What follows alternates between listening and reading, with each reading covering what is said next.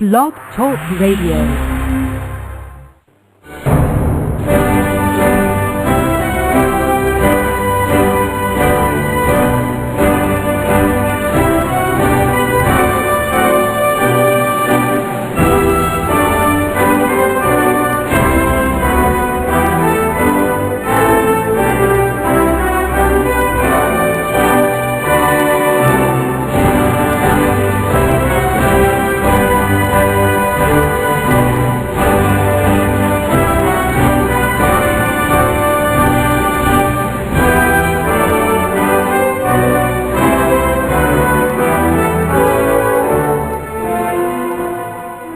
Estamos aqui de volta, como sempre começamos o nosso programa invocando a Santíssima Virgem Maria e o Santo Padre Pio de Pietrelcina, para que roguem a Deus, Pai, Filho e Espírito Santo, que nenhuma injustiça se cometa nesse programa.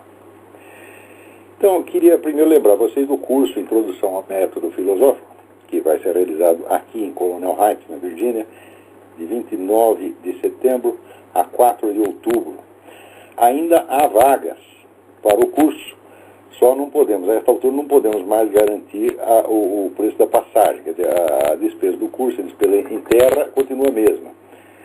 Mas a essa altura, embora ainda exista vagas para o curso, não há mais vagas para o mesmo voo. Então, vai haver uma pequena diferença no preço da passagem. Vocês podem se informar pelos telefones 041 9974 4443 041 3362-0200 ou 041 3262, não, o primeiro telefone é 3362-0200, o segundo é 3262-0100. Também queria aqui dar um aviso, estou particularmente feliz de poder dar esse aviso, porque há muitos anos a gente recebe pedidos de gravações de aulas e apostilas minhas de cursos antigos.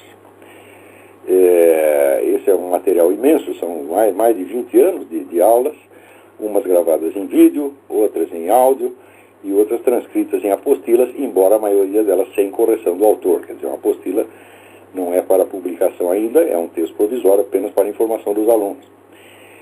E esse material imenso, finalmente, agora estará à disposição, né, dos alunos e visitantes no novo site que estamos inaugurando hoje, agora mesmo, nesse momento, que é o Seminário de Filosofia, que é, então, uma divisão, uma extensão do meu site, www.olavodecarvalho.org. O endereço do site é www.seminariodefilosofia.org. Então, quem os interessados, entra lá no site e vão se inscrever, pagar uma taxazinha ridícula, que é só de manutenção, que é R$35 por mês, ou R$35 ou $20, que é a mesma coisa, e imediatamente receberão uma senha para ter acesso aos materiais lá. Então, todo mês nós vamos colocar lá pelo menos 5 ou 6 materiais novos. Alguns áudios, alguns vídeos e algumas apostilas. E isso tudo, cada mês, o material do mês anterior passa para o arquivo, onde poderá continuar sendo descarregado. Você pode ouvir online, assistir online, ou pode copiar para o seu computador com o compromisso formal de você não distribuir cópias disso. Então, todo mês entra um material novo. Quer dizer, novo não, é material, todo esse material velho, mas será ali divulgado pela primeira vez fora da sala de aula. E também, uma vez por mês, eu farei uma aula especial, nova, para os membros do site. Então, por R$35 por mês, você vai ter acesso a cursos que eu dei 20, 30 anos atrás.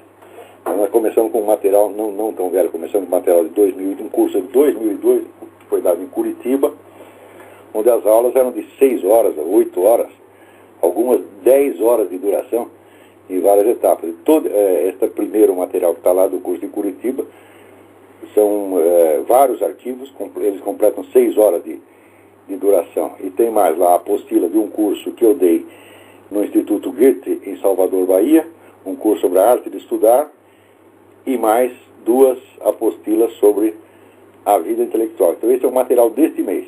Então, mas é claro que aqueles que se inscreverem depois deste mês poderão ainda ter acesso a este material, porque ficará no arquivo. Tá certo? Será os materiais novos e os que estão no arquivo. Não deixem de dar uma espiada lá, www.seminariodefilosofia.org. Você pode ter acesso também tem um link na minha página, no www.olavodecarvalho.org, também tem um link para lá. Muito bem. Então, aqui, essa semana houve uma coisa interessante, saiu aquele artigo da Bárbara Gância, na Folha, com o título de Olavo viu o ovo. Evidentemente, aí uma insinuação do ovo da serpente. Isso também não era um ovo de galinha, um ovo de pato, nem nada, era um ovo de serpente, de dragão, né? Ou talvez, né, até um ovo do Lula. Né?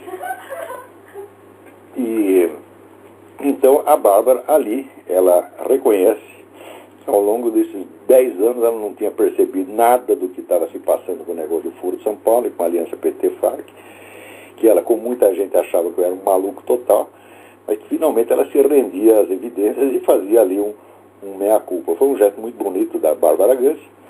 Então a minha esposa Roxane escreveu para ela, né, agradecendo o artigo, e recebeu a seguinte resposta da Bárbara. Prezada Roxane, fico feliz de que ambos tenham gostado. É evidente que, para efeito de impacto, exagerei ao dizer que sempre achei isso e aquilo do professor. Na verdade, o que sempre fiz foi admirar a sua verve e o seu distinto conhecimento. Muito obrigado pela gentil mensagem e um abraço, Bárbara Gância. Então, aí este belo exemplo de honestidade dado pela Bárbara Gância, infelizmente, não é imitado por muitos jornalistas, né? E não é imitado, não é porque os camaradas sejam burros. Alguns são, de fato, burros, tá certo? Mas vocês nunca podem esquecer aquele dado que saiu no Jornal do Brasil em 3 de maio de 1993, em que, naquela época, a diretoria da CUT já reconhecia que havia 800 jornalistas na folha de pagamento da CUT. Para que a CUT precisa de 800 jornalistas? 800 jornalistas dá para você tirar uma edição diária da Folha de São Paulo, mais uma do Globo e fazer mais uns 3 programas de rádio. Tá certo? E ainda vai sobrar. Agora, a CUT não edita nem mesmo, né, um jornalzinho semanal. Então, para que precisa de 800 jornalistas? É evidente que não é para fazer jornais para a CUT. Tá certo? É para não fazer jornalismo nos seus próprios locais de trabalho. E eles, então, né, obedecendo fielmente o compromisso assumido com os seus patrões, eles ficam quietos na hora que tem que ficar, e como dizia o velho, né, jornalista brasileiro Gondim da Fonseca, o jornal ganha pela notícia que não sai. Às vezes não é o jornal que ganha, mas o jornalista ganha. Né? Então, não sei se essas pessoas que eu vou mencionar agora estão na folha de pagamento da CUT. Espero sinceramente que não estejam. Espero sinceramente que estejam agindo apenas por burrice. Hoje em dia, você esperar que um sujeito seja burro é o melhor que você pode pensar dele. Porque você tem que ver, ou é um canalha total, filho da puta, nojento, ou então é burro. Então eu espero que seja por burrice.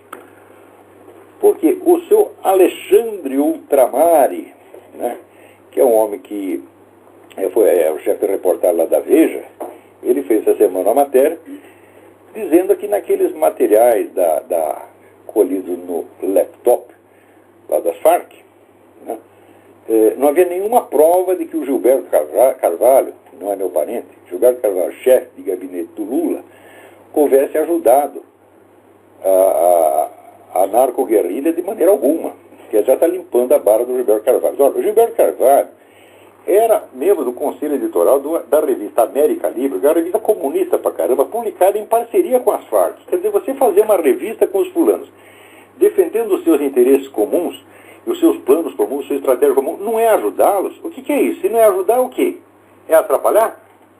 Mas ficar neutro é que não é. Então, na verdade, este dado não está no laptop, né?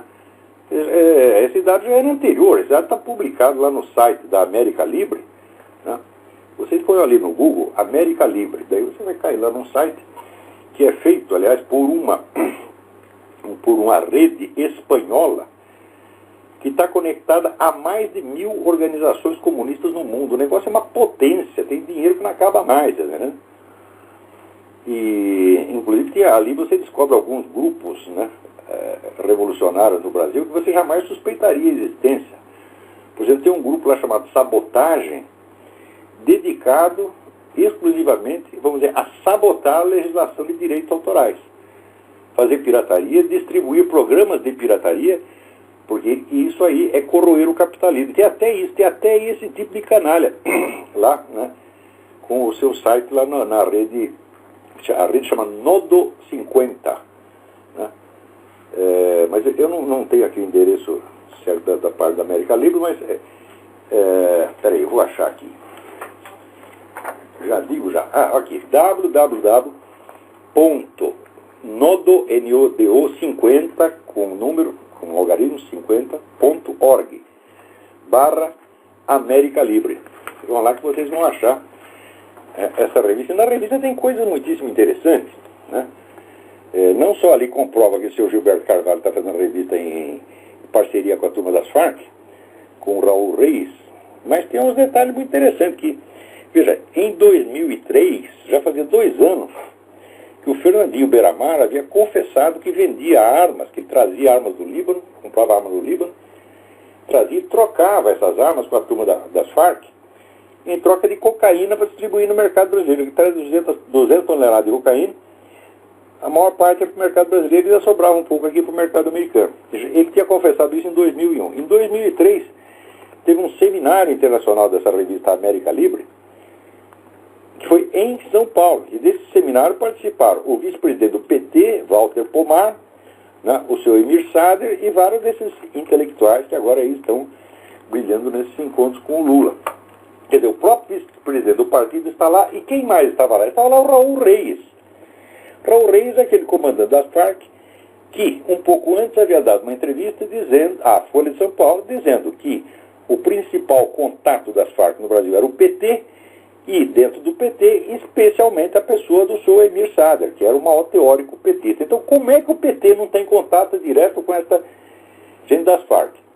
Agora, inventaram também a história, né, o governo está com a história, e tem muita gente que defende, a turminha aí, ou os que estão na folha de pagamento da CUT, até os que não estão nela, que fazem isso de graça, fazem isso por bondade e generosidade, né, eles estão todos endossando essa coisa de que o PT só teve contato com as Farc por motivo humanitário, porque estava preocupado com os reféns, coitadinhos, que estão lá presos, né? Na Farc são 3.000 reféns, né? Primeiro publicaram que era 200, depois subiu para 700, agora está em 3.000, né? Eu sei que é 3.000 mesmo, se não mais. Então, o PT estava assim, condoído desses reféns, o Lula chorava todas as noites, né? Ele acordava de madrugada, Marisa, não aguento mais, estou preocupado com os reféns, né? Então, o PT só teve algum contato com as Farc por motivos humanitários. Agora é o seguinte, a gente tem 18 anos de atas de assembleias e grupos de trabalho do Foro de São Paulo. Dá mais de 1.000 páginas. E você tem aí 21 números da revista América Livre, que é uma outra estrutura. A revista América Livre fazia o seu próprio seminário, seus próprios encontros internacionais, reunir toda essa putada lá. Eu li tudo. Não tem uma palavrinha a favor dos coitados dos reféns. Quer dizer, se estiver tão preocupado, né? Estou preocupado com os reféns, então por que você não fala alguma coisinha com aquele que os mantém prisioneiros, né? Todas essas oportunidades, o Lula lá durante os 16 anos presidiu essa merda, né? Não apenas não falou nenhuma palavra a favor dos reféns, mas não disse uma única palavra contra o terrorismo. Agora, essa história de não, nós somos contra o terrorismo, etc. Ora, até inventaram esse Marco Aurélio Garcia, que é mentiroso, que é a peste. Né? Não, mas as Farc queriam contato com o Lula, mas nós não deixamos porque nós somos contra o terrorismo. Eu digo, olha, mas que coisa. Nessa época, eles não consideravam as Farc terroristas. Eles diziam, oficialmente a Farc não é terrorista. Se a Farc não é terrorista, por que você vai evitar contato com eles por ser contra o terrorismo? Olha, essa gente inventa cada mentira, mas é tão pueril. Mas é que dá vontade, sabe, de bater na cara. Esse Marco Aurélio Garcia merece os tapas na cara ou na bunda. Vai ser difícil você distinguir o que é cara e o que é bunda, mas porque você vê alguma coisa, dá umas palmadas lá, por via das dúvidas, né?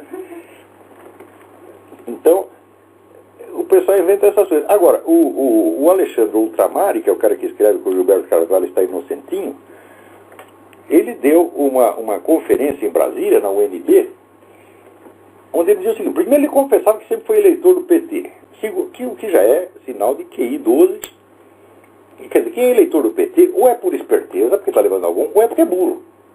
Isso não tem, como diz o latim, tertium non datur, não tem a terceira hipótese. Né? Então, o Alexandre Ultramari, que cabe numa dessas duas classificações, ou é esperto e desonesto, ou é honesto e burro, ele sempre foi eleitor do PT, e ali ele dizia: nós nunca cobrimos as reuniões do Foro de São Paulo, porque achamos que não tinha a menor importância. E olha, primeiro que um jornalista profissional dizer isso é uma coisa absolutamente inadmissível. O Foro de São Paulo é a maior organização política que já existiu em toda a história do continente latino-americano. Ele reúne lá uns meia dúzia de chefes de Estado, tá certo?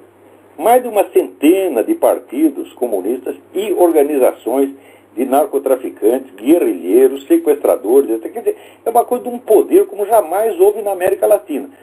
Como é que um jornalista vai dizer que isso não tem importância? Uma reunião do Foro de São Paulo tem muito mais importância do que qualquer reunião do Congresso Nacional, ou do que qualquer assembleia do PT.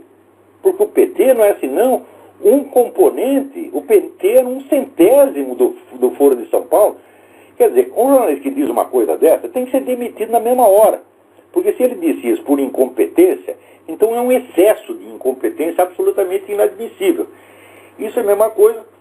Você imagina que nos anos, digamos, nos anos 20 e 30, alguém dissesse, um sujeito fizesse a cobertura das reuniões do Partido Comunista, digamos, na França ou na Alemanha, mas depois tem a reunião da Internacional Comunista e ele diz: isso não tem nenhuma importância.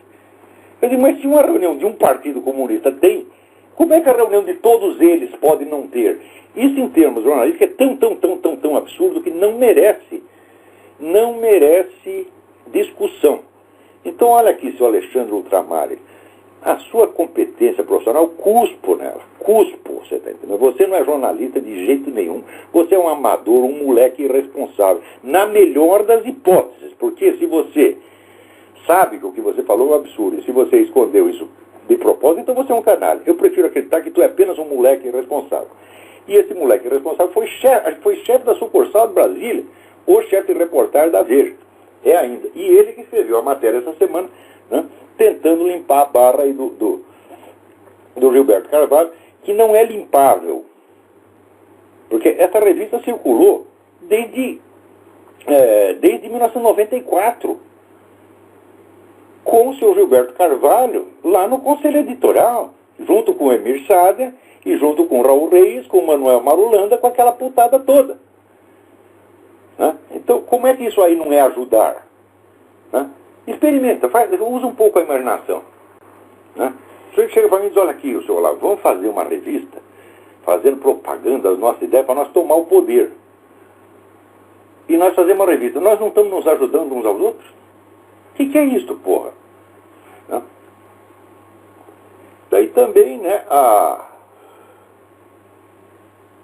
também descubro mais uma coisa. Vocês se lembram daquele tal de seu Luiz Felipe de Alencastro, que é o sujeito que veio aqui nos Estados Unidos fazer uma conferência no Council on Foreign Relations, é o maior think tank da América. O Council on Foreign Relations é conhecido como a antessala da presidência da República.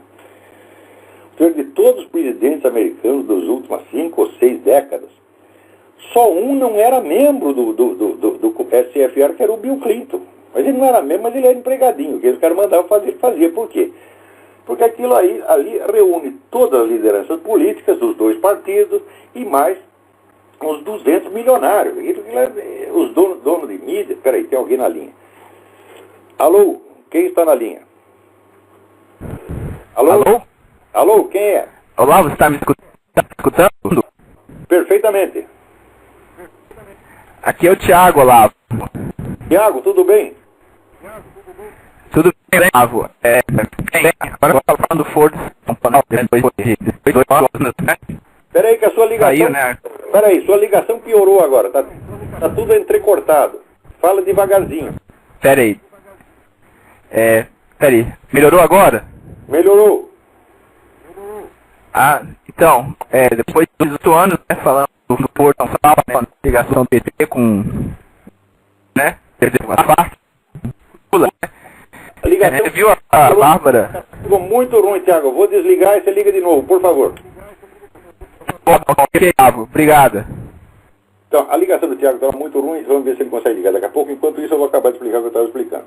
Então, esse Luiz Felipe de Alencar, que era professor de História do Brasil na Universidade de Paris e colunista da Veja, ele veio aqui para dizer que, ele veio aqui nos Estados Unidos para dizer que o Foro de São Paulo não existia, que isso era uma balela, uma lenda inventada por um maluco, o qual sou eu, é esse que eu vos falo. Né? Agora chega aqui, está aqui, Lula com os intelectuais, tá certo? Né?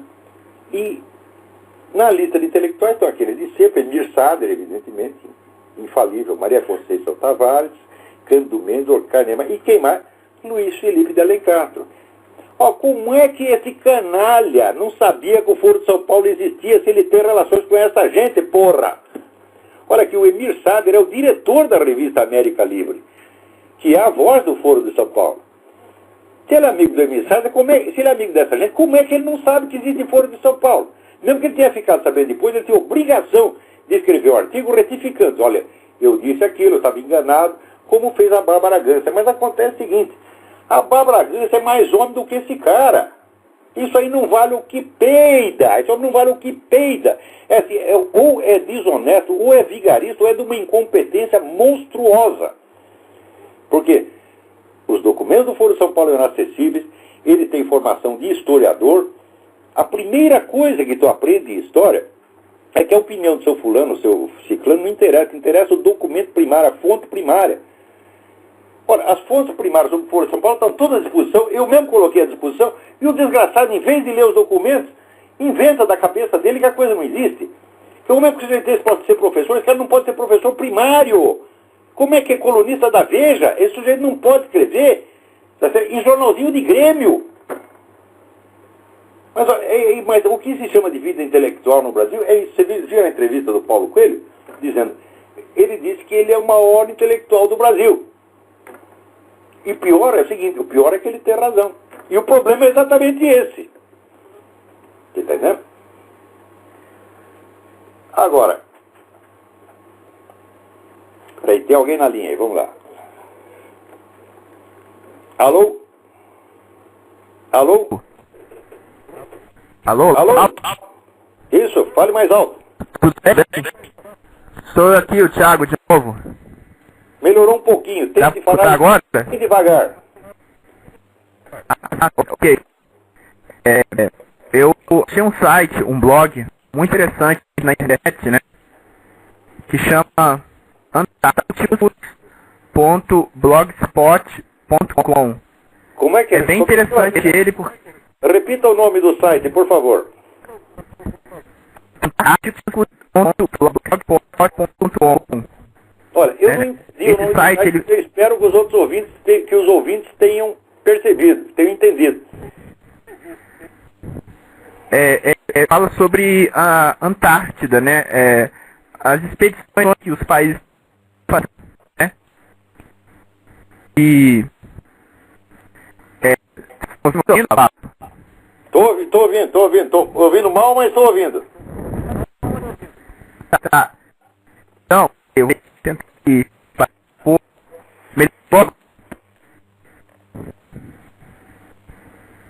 Alô? Melhorou agora? Alô? Alô? Alô, professor, melhorou agora ou não? Melhorou. Então, esses problemas de... esse site...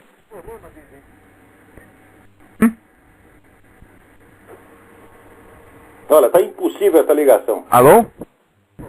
Tá impossível. Eu vou tentar então. Até mais. Até mais, obrigado. tentem mandar as coisas mais por escrito, né? Porque às vezes a gente perde muito tempo com esse negócio de ligação ruim. Né? Mas vamos continuar aqui. Né? Não sei se... Agora, o seu Luiz Felipe de Alencastro e o seu Alexandre Ultramari não são os únicos que estão aí dando mau exemplo. Né? A Eliane Cantanhede também escreveu uma coluna lá para limpar a barra, dizer, não, ali não tem nada, aquilo ali tudo não quer dizer nada. Eu digo, olha, em primeiro lugar, temos que dizer o seguinte, esse material que foi colhido nesse laptop, ele ajuda a esclarecer muita coisa, mas ele não é necessário para provar a aliança PT-FARC. Essa aliança já está provada há muitos anos, eu já disse isso milhares de vezes, eu repito, está provada há muitos anos pelas atas do Foro de São Paulo e pelas atas dos seminários da revista América Libre. Tá certo? Que, anote bem, dizer que o PT não teve contato, não, teve contato, eu normalmente teve vários contatos, porque além da Assembleia tinha grupos de trabalho do Foro de São Paulo que estavam praticamente em reunião permanente. Se não tinha reunião numa cidade, tinha reunião em outra. E essa turma tem dinheiro a dar com pau, então eu viajava toda hora, ia para a cidade do México, para a Argentina, para Cuba, para o Raio Parta, e toda hora dá grupo de trabalho. O contato era permanente. Agora, além do Foro de São Paulo, tinha essa segunda estrutura, esse segundo canal de comunicação, que eram os seminários da América Libre, que não são seminários do Foro de São Paulo, são promovidos pela revista, são independentes também. E lá também estava sempre essas mesmas turmas, estava lá Raul Reis, Manuel Marolanda, essa putada toda, tá vendo? E a turma do PT sempre lá. E não é só um militante do PT, não, é o vice-presidente do PT, Walter Pomar. E eu sei que ainda em 2001, num desses encontros, o Lula estava lá, num dos encontros da América Livre. Eu não tenho a data, por quê? Porque esse site da América Livre, provando a má intenção, provando que é uma coisa clandestina, sacana, né? Não coloca os anos, não coloca, põe dia e mês, mas não coloca ano de nada. Então você tem que ir descobrindo por comparação, pelas referências, etc. Por exemplo, o Lula se refere à campanha presidencial que já tinha acabado ali. Então, isso deve ter sido logo depois da eleição dele em 2002. Né? Então, que ele estava lá, ele estava com a alocução, que tipo de socialismo queremos? Né? Então, tá aqui, houve um tempo durante a campanha que eu dizia que ele está falando para esse da campanha, então a campanha ou estava no fim ou estava em curso. Né? Então, o Lula estava lá, como ele não encontrou Raul Reis, não encontrou Manuel Marolanda, não encontrou ninguém das Farc do Mir chileno. Em segundo lugar, vocês viram, no movimento comunista há uma longa tradição de articulação ou concomitante ou alternada, né, ou explícita ou implícita, dos meios de luta legais com a violência criminosa. Isso desde milênios, sempre foi assim, em todo lugar é assim. Você sempre tem onde é a parte clandestina da atuação e tem a parte pública. Sempre teve.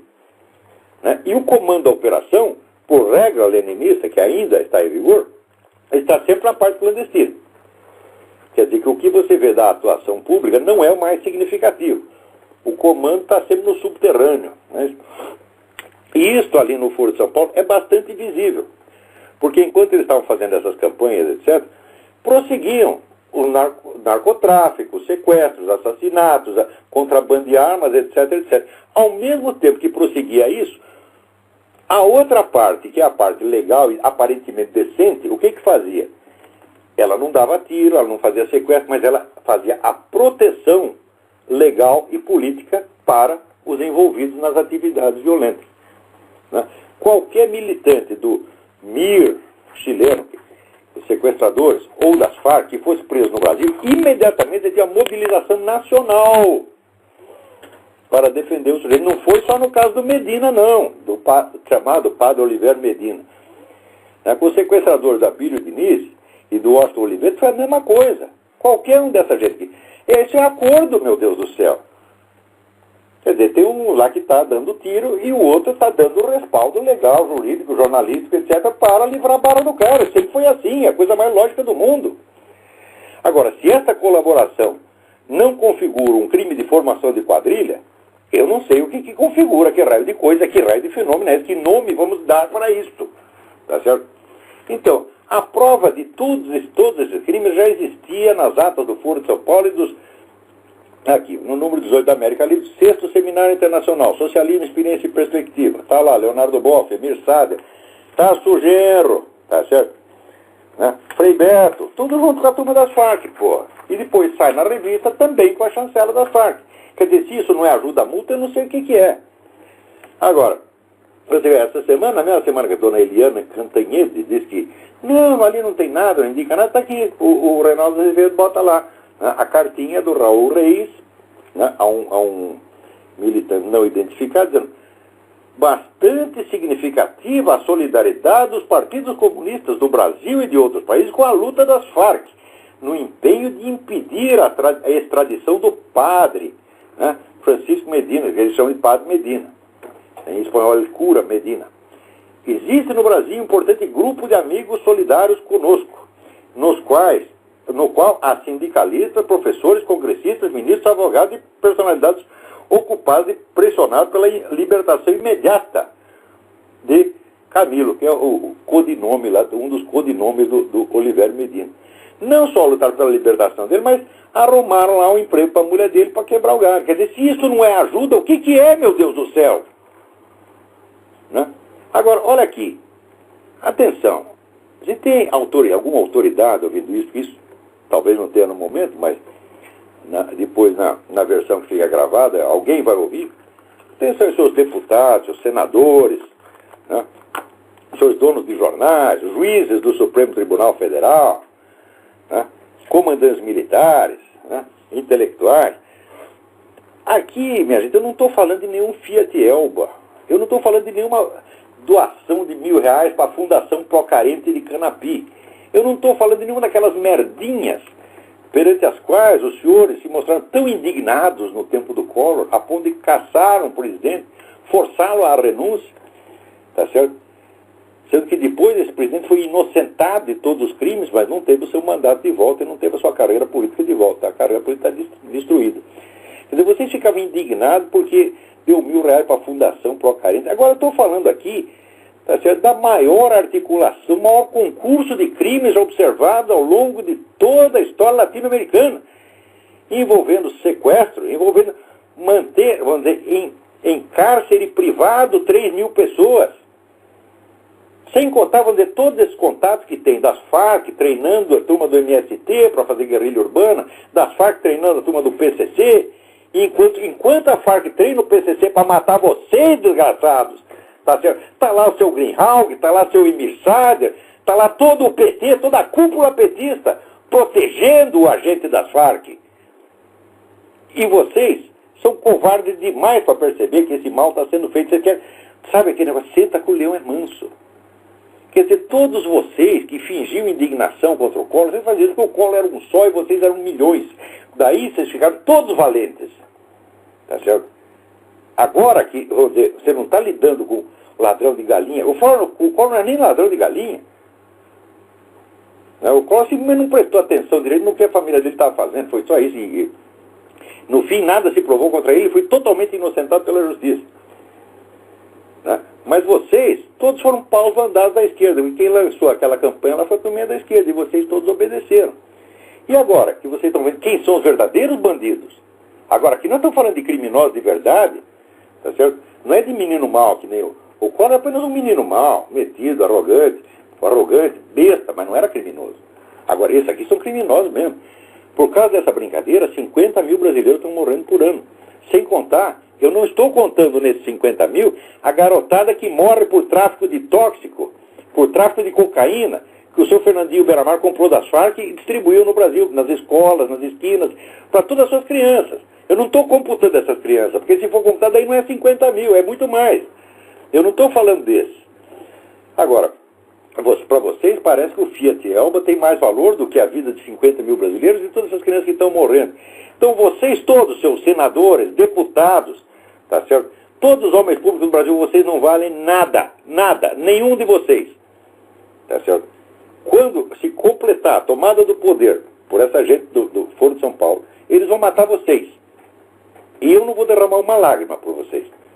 Mas vocês não merecem. Tem alguém na linha aí? Alô, quem é? Alô, Olavo? Sim. É Alex de Salt Lake City, tudo bem? Ô, Alex, tudo bem? Eu gostaria de perguntar uma coisa, saindo um pouco desse assunto, se o senhor me permite. Por favor.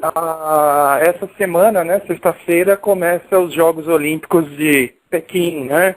Sim, sim. Eu estava discutindo com alguns amigos a respeito dos Jogos e eles estão falando que agora, né, os idiotas estão falando que agora é melhor do que os Jogos de 80 em Moscou. O senhor poderia comentar a relação dos Jogos Olímpicos de Moscou, na época que o comunismo, entre aspas, existia mesmo, aliás, digo, que o comunismo existia oficialmente, e agora que o comunismo... Mas, um momento, o comunismo aspas, existe oficialmente na Rússia. O regime comunista, a Rússia a China é governada pelo Partido Comunista Chinês. Não, eu digo Porque assim, eles fizeram apenas uma abertura econômica que não alterou... Hoje elas falam que o comunismo não existe mais, né? Não existe no cu deles, tá entendendo? Mas faz sentido, daqui a pouco você vai ver, né, quando examinar, se o sujeito for na privada, vai ver que está lá. Como é que a pessoa pode dizer outra coisa? O comunismo não existe mais. Já vou comentar isso daqui a pouco, mas vamos falar especificamente da China. Quem governa a China é o Partido Comunista Chinês, tá certo? E a cúpula do Partido Chinês é quase toda militar, ou seja, os caras estão numa ditadura militar comunista. A abertura para o capital estrangeiro foi igualzinha à que Lenin fez na Rússia, logo no começo do governo dele, porra, que durou 10 anos. Né? Na China está durando um pouco mais. Ela começa na meados de 90 e se prolongou até agora. E está servindo para os comunistas se encher de dinheiro, tá certo? E deixar a população na miséria como sempre, vivendo sob uma tirania sangrenta como sempre foi. Não mudou absolutamente nada. Agora, no Brasil e no mundo está cheio de liberais. Sabe o que é liberal? Liberal é a pior raça que existe. Porque essa turma liberal, eles só pensam em dinheiro. Então eles acham assim, se abriu para o capital, logo vem, para abrir para o capital estrangeiro, logo vem a liberdade. Como? Você já faz 18 anos que o negócio está assim, não abriu nada. Se abrir para o capital estrangeiro trouxesse liberdade, jamais teria havido a ditadura comunista na Rússia. Porque Lenin, a primeira coisa que ele fez foi a chamada NEP, Nova Economia Política, que abriu para o capital estrangeiro e permitiu a propriedade privada. Ao mesmo tempo que ele fazia a economia, ele estava montando o esquema de opressão política através do partido, que é exatamente o que estão fazendo no Brasil. Quanto mais abre a economia, mais concentra o poder na mão do PT, porra. Vocês não estão vendo? Isso é clássico no comunismo. Agora, liberal, o que faz? Eles querem dar a impressão assim, eles usaram eles têm um jargão, né? Uma gíria, um vocabulário que diz assim, nós temos que dar a impressão que nós somos mais progressistas do que o comunismo. Então nós representamos o progresso e eles representam um atraso. Eles são os dinossauros. Tá certo? Até a Veja, quando cobriu a reunião do Foro de São Paulo, reunião dos dinossauros, como se os caras estivessem todos mortos. Só os liberais estão vivos, progredindo, indo para frente. Mas se é assim, se o comunismo está morto e vocês estão vivos, por que são os comunistas que estão governando a América Latina e vocês estão perdendo tudo? Por que são eles que estão no poder e vocês estão aí fodidos? Quer dizer, para com essa arrogância idiota de dizer que o comunismo acabou, tá certo? Quer dizer, esse é o triunfalismo do derrotado. Quando ele está apanhando e dizendo, eu fui lá e meti a cara na mão dele. Liberal serve para isso. Os liberais são tudo frouxo, capado. Tá certo? Olha, não levo mais a sério nenhum liberal, não. Você está entendendo? Então, essas coisas, o comunismo morreu, eu digo, olha, meu Deus do céu, quando Lenin abriu a economia soviética, os liberais da Europa eles já diziam a mesma coisa. Os caras desistiram do comunismo, não tem mais. Se você estudar a história, você vê o número de vezes que se anunciou que o comunismo acabou. Essa foi a última da década de 90, foi só a maior. Tá certo? Porém, leia o livro do Jean-François Revel, La Grande Parade, que é um livro de 1999, e que ele já mostra o paradoxo. Olha, depois que o comunismo acabou, ele cresceu, como é que é isto? Se ele acabou, por que ele tem tanto poder? Então, esse pessoal liberal serve para camuflar o crescimento do comunismo, tá certo? Eles ficam contando vantagem, enquanto isso o comunismo vai crescendo bem embaixo deles. Muitos deles não são liberais coisa nenhuma, são agentes de desinformação. Então lá se faz de liberal, tá certo? Para ajudar o comunismo a se fingir de morto para assaltar o coveiro. Tanto é assim que muitos desses ditos liberais, tá certo, se aliam ao comunismo, se aliam à esquerda em todo o programa cultural. Abortismo, feminismo, gaysismo, etc, etc. Eles só querem realizar tudo isso por meio da propriedade privada. Eu digo, mas que diferença faz com o comunismo? O comunismo só é um sistema econômico nos seus objetivos, não na sua estratégia e na sua prática. Que idiotice, quer dizer, você acha que o negro só é comunista se ele, no dia seguinte que ele tomou o poder, ele estatizou todos os meios de produção? Olha, leiam Karl Marx. Karl Marx dizia que a estatização dos meios de produção ia levar séculos. Tá certo? E se o cara não estatiza no dia seguinte, eles vêm os liberais, ele não é mais comunista, então o comunismo acabou. Eles demonstram que são ignorantes. Agora, o sujeito que dá palpite nessas coisas, sem ter estudado, o sujeito não estudou Marx, não estudou Lenin, não estudou coisa nenhuma, e fica dando palpite, tá certo? Esses caras têm que apanhar na bunda, sabe? Bunda, se é que tem bunda. Porque senão pode ser que nem o tal do Paulo Giraldelli, que renega a própria bunda. Fala, não, a bunda não é minha, não é minha, não é minha, não é minha. Pode ser, esse cara não vai saber. Né? Não deve ter bunda mesmo, porque pela quantidade de merda que tem na cabeça, é porque não tem o orifício para onde sair. Porque se tivesse, sair. Agora não sai, volta para a cabeça.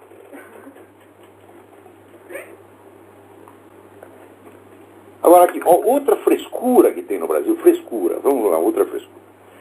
Está aqui, o seu Tarso Genro está negando que, com esse negócio de instaurar uma audiência pública para definir responsabilidades civis e criminais de agentes do Estado que praticaram crimes de tortura durante a ditadura, ele diz que isso não é revanchismo de maneira alguma. Né? E os militares ficam dizendo, não, é revanchismo, é revanchismo. Pela primeira vez, eu sou obrigado a concordar com o seu Tarso Genro. Isso não é revanchismo de maneira alguma. Se fosse mero revanchismo, seria uma coisa moralmente deplorável, mas não teria grande importância, seria apenas uma vingancinha. Isso não é revanchismo. Isso é uma obra de engenharia, isso é uma obra estratégica de enorme importância para destruir e subjugar as Forças Armadas. Tá certo? Desmoralizar é bater tanto na turma das Forças Armadas, bater tanto que o sujeito acaba se apaixonando. Tá certo? Né? Não tem esse seu brigadeiro Ivan Frota, que eu já disse que é uma besta quadrada, né? Que ele, para proteger a Amazônia, foi lá buscar contato com as Farc, quer fazer aliança com as Farc e Hugo Chávez, para fazer a guerra do povo inteiro contra o Império Americano. Como se quem está na Amazônia fosse os Estados Unidos e não a ONU. Né? Então, é para isso que serve. E tem muito milico burro que cai nisso. A maioria não. Tem muita gente que está entendendo tudo. Né? Aquela turminha do jornal, aliás, falando nisso, Jornal em Confidência, do Coronel Miguel, lá de Minas Gerais. Essa turma entende o que está acontecendo. Agora, tem muitos gente metido, tá certo? Burro, palpiteiro, né? Que acaba trabalhando para a esquerda. Agora, aproveitar e dizer uma coisa para vocês. O Jornal em Confidência, que já dura há anos com esforço de alguns, né, militares e civis, heróicos, verdadeiros patriotas lá de Minas Gerais, o jornal finalmente está com dificuldade financeira. E vocês têm que ajudar. O jornal está fazendo uma campanha de coleta de fundos. Vocês, por favor, procurem, né, na internet o jornal em Confidência e botem o seu dinheiro lá. Você está entendendo? Dê o que puder. Tá certo? Se quiser dar 100, dá, 200, dá, se tiver 1.000, dá, se tiver 10 mil, dá, se tiver 100 mil, dá, se tiver 1 milhão, dá. Porque esse jornal honra as Forças Armadas. Tá certo? Não é que nessas publicações daquela merda daquela Escola Superior de Guerra, né, que ficam, né, os idiotas aí fazendo essa... Quer dizer, sempre que vê um estrangeiro na Amazônia, eles é gringo, então é americano. Já que tudo que é estrangeiro é americano.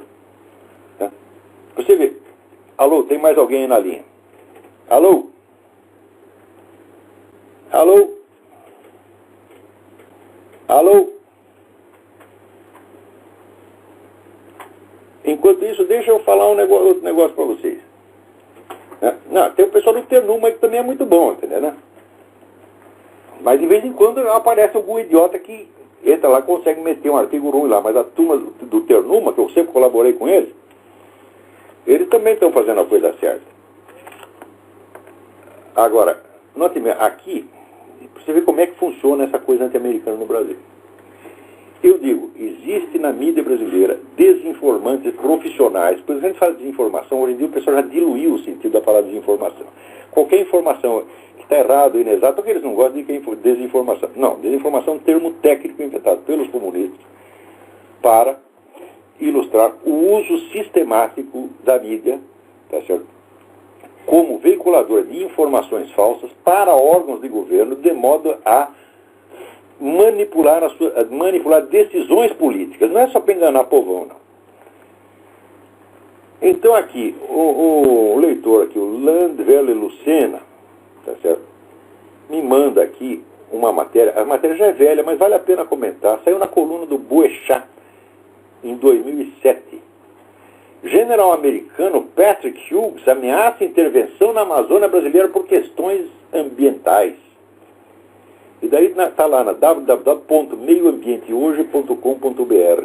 Segundo informou o jornalista Ricardo Boechat, inicialmente no programa Bom Dia Brasil da TV Globo, e confirmando depois em matéria publicada em O Globo, aspas, uma plateia de professores do Instituto de Tecnologia de Massachusetts presenciou na quinta-feira passada um momento histórico. Pela primeira vez, uma autoridade do alto escalão dos Estados Unidos defendeu em público a intervenção militar norte-americana na Amazônia. A autoridade em questão foi ninguém menos que o general Patrick Hughes, atual diretor da Agência de Inteligência das Forças Armadas Norte-Americanas, Defense Intelligence Agency, DIA. Bom, muito bem. Deixa eu contar uma coisa para vocês. Essa notícia saiu em 2007. Vou mostrar como é que isso funciona. Em 2007, já fazia anos que o general Patrick Hughes tinha saído da DIA e tinha sido transferido para a Homeland Security, Segurança Interna, onde ele não dá nem meio palpite em matéria de política externa. E por que o general Hughes foi parar lá? Por quê? No tempo que ele estava na DIA, tinha lá uma agente chamada Julie Sir.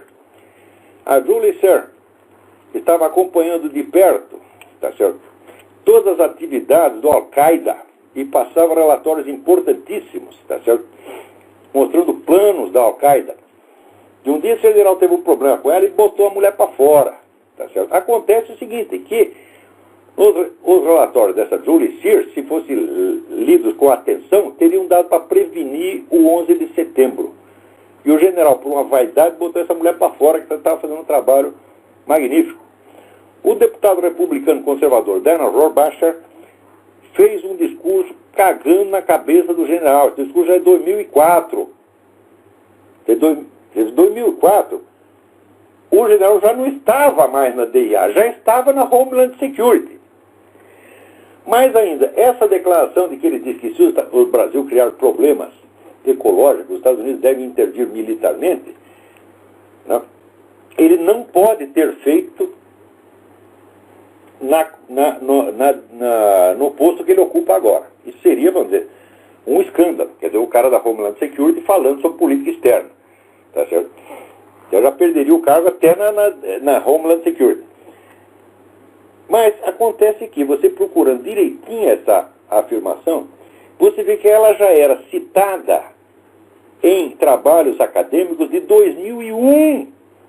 Quer dizer, ninguém falou isso antes de 2001. E em 2007 sai no Brasil dizendo que o cara falou semana passada. Ou seja, o general já tinha perdido qualquer autoridade na política externa, já estava removido para a Homeland Security, e já fazia pelo menos 7 anos que ele tinha falado isso. Isso é o que se chama de desinformação.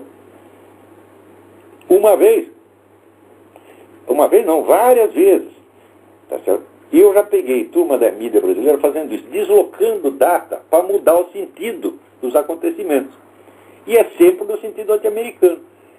Eu peguei uma vez um artigo daquele cidadão, seu Maierovitch, que era o homem lá da polícia, das drogas, tá? E fazia exatamente isso, deslocava, pegava uma declaração do sujeito da... Aliás, não foi só ele não, mas eu peguei toda a grande mídia brasileira. Pegou a declaração de um cara da ONU, tá certo?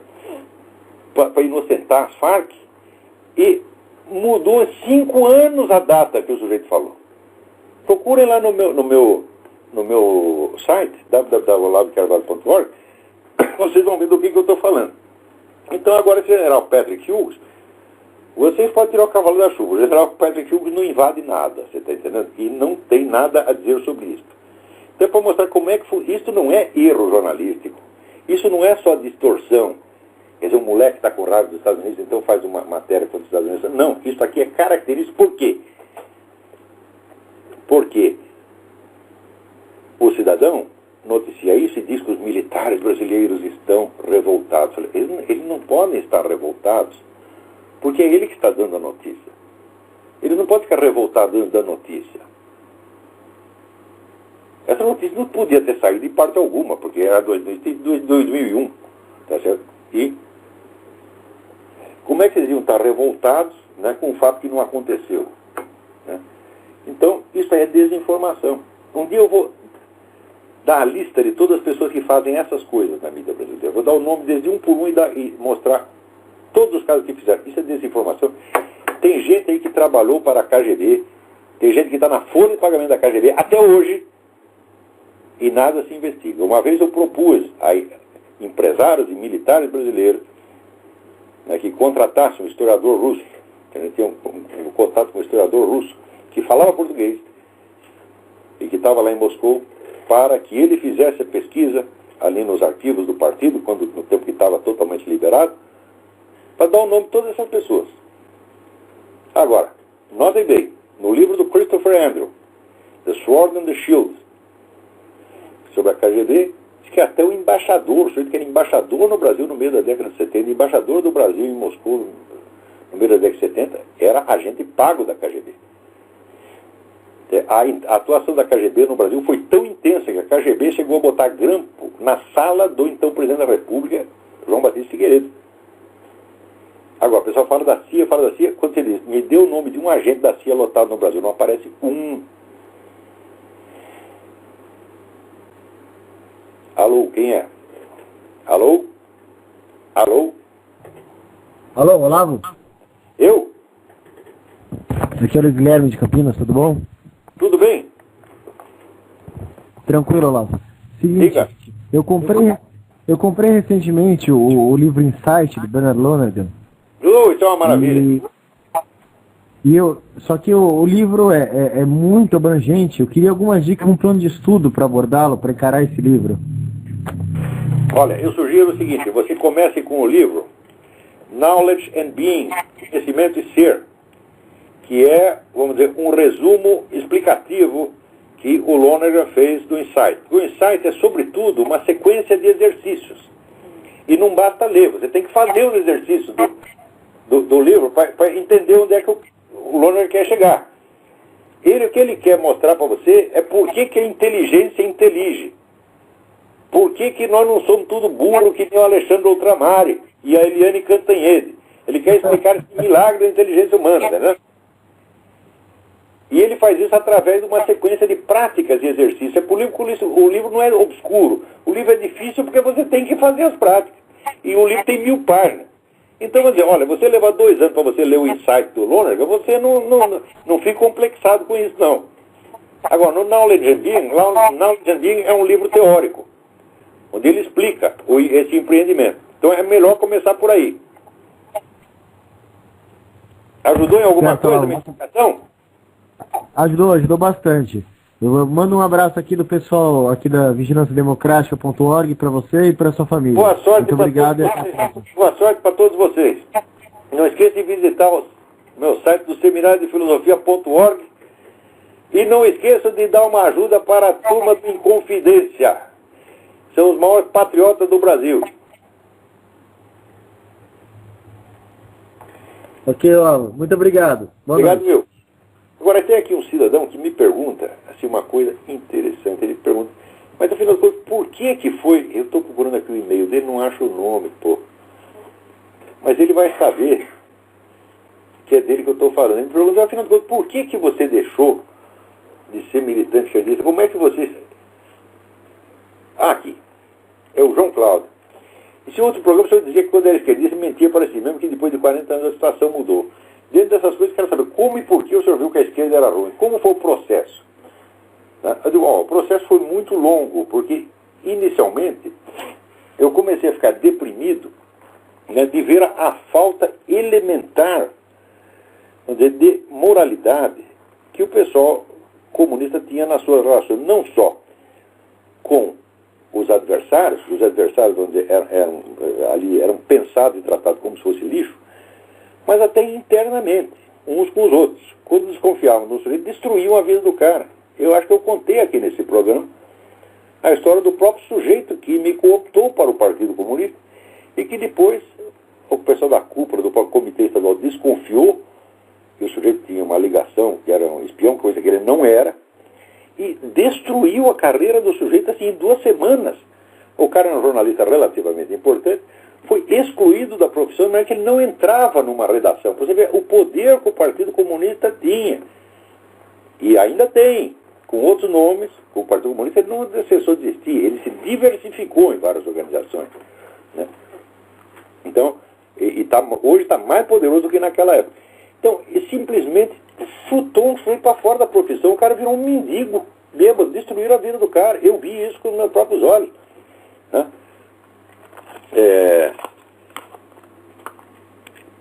Mas, inicialmente, eu só me afastei do partido. Falei, eu me afastar, eu não fiquei contra. Eu me afastei e falei, não, eu vou para casa pensar. Né? E foi daí que eu comecei. Ali eu falei, bom, em primeiro lugar eu tinha que completar os meus próprios estudos de marxismo. Eu não conheço outra pessoa que estivesse no partido naquela época, com 2 exceções, que uma era o velho Nabor Caire de Brito, que a gente chamava do capitão, e outra era um rapaz chamado Roberto Negrão de Lima, que era neto do governador do Rio. Só essas 3 pessoas estudavam. O resto era tudo Emir Sader, era tudo chutador, tá, mas eles estudavam para valer. Tá certo? Então, completando ali o que eu precisava para me informar do marxismo, eu falei, bom, agora vamos ver a crítica do marxismo, vamos estudar o que tem do outro lado, vamos estudar os autores reacionários, etc, etc. Não com o espírito comunista, porque comunista não, nós precisamos estudar para conhecer a mentalidade do adversário, para poder mais facilmente vencê-lo. E pela primeira vez eu falei, não, eu vou ler, não com a simples ideia de pegar o truque do cara para poder acabar com ele. Eu vou botar os dois lado a lado e vamos fazer um julgamento justo. E é só você experimentar fazer isso, experimente dar credibilidade ao argumento do adversário como você dá ao do seu lado. Tá certo? Dá a mesma credibilidade. Nem a favor, você vai ver assim que não sobra nada do comunismo. Nada. Primeiro não sobra nada do marxismo. Quer dizer, o marxismo como análise histórica, como filosofia, é uma verdadeira bosta, é charlatanice do começo até o fim. Nada se sustenta ali. Não estou querendo dizer que Karl Marx fosse burro, não, era um homem de grande talento, só que era um sociopata, mentiroso, perverso, e que sofria do delírio de interpretação, que fala o famoso doutor Paul Serrier. Delírio de interpretação é uma forma de loucura, que o sujeito não tem perturbações sensoriais, ele não vê coisas. O que ele vê são coisas que existem, só que na hora de articular, ele articula de maneira fantasiosa. Tá certo? Então, por exemplo, a simples crítica da escola austríaca à economia marxista é você ler aquilo, você nunca mais se ilude com aquilo, porque acontece o que aconteceu com o Eric Wegener, né? Eric Wegener diz, ele leu o Capital e virou marxista. Daí no semestre seguinte ele teve umas aulas de economia política e curou disso em 3 meses. Tá certo? Eu não curei 3 meses, eu levei anos. Tá certo? Mas, por exemplo, o livro do Ludwig von Mises, Socialismo, a análise econômica e sociológica, fala, não sobra pedra sobre pedra, é impossível. O livro do Eugen von Böhm-Bawerk sobre a teoria da mais-valia, que a base, o pilar do marxismo, você vê que aquela teoria não tem pé nem cabeça. E assim por diante. Depois a gente vai lendo os documentários das pessoas que fugiram da União Soviética, os relatos de ex-militantes, etc. E fica vendo que a coisa, não só a teoria é errada e absurda, mas ela é monstruosa, é intrinsecamente mentirosa. E no fim você acaba vendo, vamos dizer, a significação de mais como é que se diz? Significação mais alta que a coisa tem, que é realmente, isso aí tudo sai de seitas demoníacas antigas. A origem do marxismo é a origem seita satânica mesmo, não é outra coisa. Quer dizer, lê o livro do Rabino Marvin Antelman, To Eliminate the Opiate, e você vai ver o que foi. É a origem de heresiarcas, tá certo? De dentro do judaísmo, os caras dissidentes do judaísmo, que criaram o judaísmo do B para fuder com o judaísmo. Esses caras eram os antepassados ideológicos de Karl Marx. E como é que a gente vai levar a sério essa porcaria? Isso é lixo. Mas eu levei muito tempo para entender isso. Peraí, tem mais um telefone, vamos ver se dá tempo de atender. Alô? Olavo? Eu? Olavo, boa noite. Boa noite. Fabrício, de Belo Horizonte. Fabrício, tudo bem? João, Olavo. Fala eu tava vendo, falar rapidinho. Eu tava vendo o senhor falar aí do que o comunismo acabou, que esses imbecis liberais acham, que esses liberais são burros, e os comunistas são cafajestes, safados, vagabundos. E os liberais são burros. Que no próprio livro aqui do Volkogonov, na biografia sobre o Stalin, ele já fala lá, na página 112, que o Lenin foi o inventor com a neve do socialismo de mercado, entre aspas. Exatamente. Quer dizer, esse povo é tudo imbecil, esses liberais, acham que é só mudando a economia. Todos estão interessados em ganhar dinheiro com isso, porra. Exatamente. Tá, vamos investir na China, vamos encher o cu de dinheiro. O chinês tem porra. É assim que eles pensam. Exatamente. Olá, um abraço. Sempre assista seus programas, leia seus textos. Bem lembrado aí, Dmitry Volkogonov, a biografia do Stalin. Que página que você falou? 112, ele fala lá do socialismo de mercado. É edição brasileira, procure lá. Edição brasileira, do livro Stalin, o volume 1. Muito interessante.